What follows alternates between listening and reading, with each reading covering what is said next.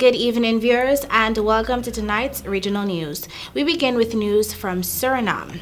Suriname is moving to abolish entry visas to the Dutch-speaking CARICOM country by May 1. Foreign Affairs, International Business and International Cooperation Minister Albert Ramdin said the government is formulating policy to make it easier for foreign travelers to visit Suriname and that the intention is to abolish visas for visitors from the Netherlands, Belgium, France, the United States, and Canada. However, the travelers from those 5 countries will be subjected to a thorough security screening beforehand, and those spotted on international search lists will not be allowed access to the country. Ramdin acknowledged that the new move is unilateral and that Suriname's nationals do not yet have the same facilities for entering the 5 countries. Ramdin is also promising that other countries will be added to the list. Now for news from Bahamas. A Bahamian activist has announced that she will be protesting the upcoming royal visit from the Duke and Duchess of Cambridge to bring awareness to her organization's plea for assistance to build a shelter for battered women and girls.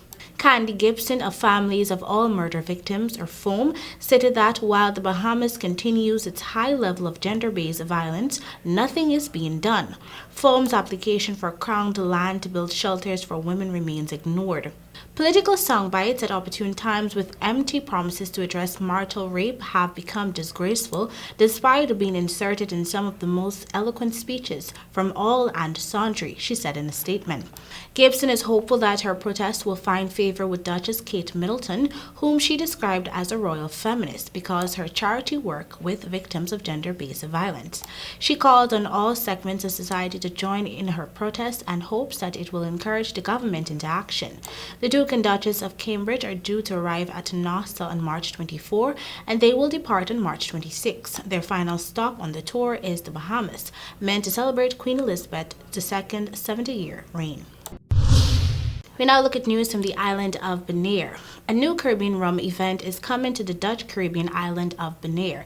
It's called Bonaire Rum Week, and it's a celebration of the world of Caribbean rum featuring cocktail competitions, exquisite rum pairings, cigar events, and the chance to taste some of the world's finest rums.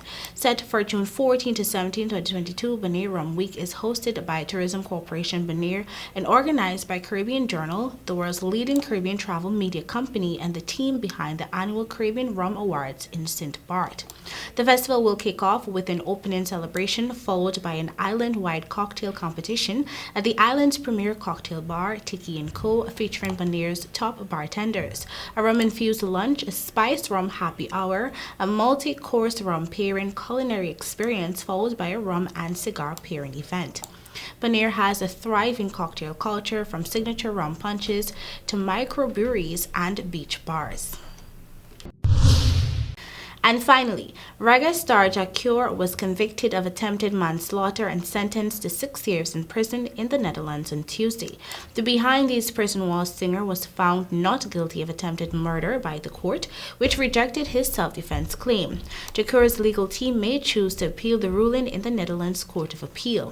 He was arraigned in a Netherlands court last year and spent his 43rd birthday as well as Christmas and New Year's Day behind bars.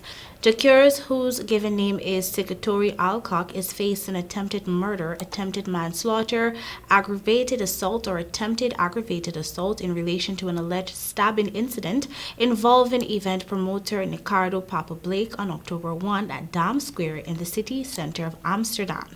Jacure was in Amsterdam for a performance. The True Reflection singer has had previous run-ins with the law. He was charged with illegal possession of a firearm, rape and robbery with aggravation, and following his conviction received a 15-year sentence in 1999, but was released early in 2007 after serving 8 years. 4 years later, he went on trial on drug possession charges after police found a small quantity of marijuana in the artist's motor vehicle during a spot check in St. Andrews. And that is all for your regional news. Thank you for joining. Good night.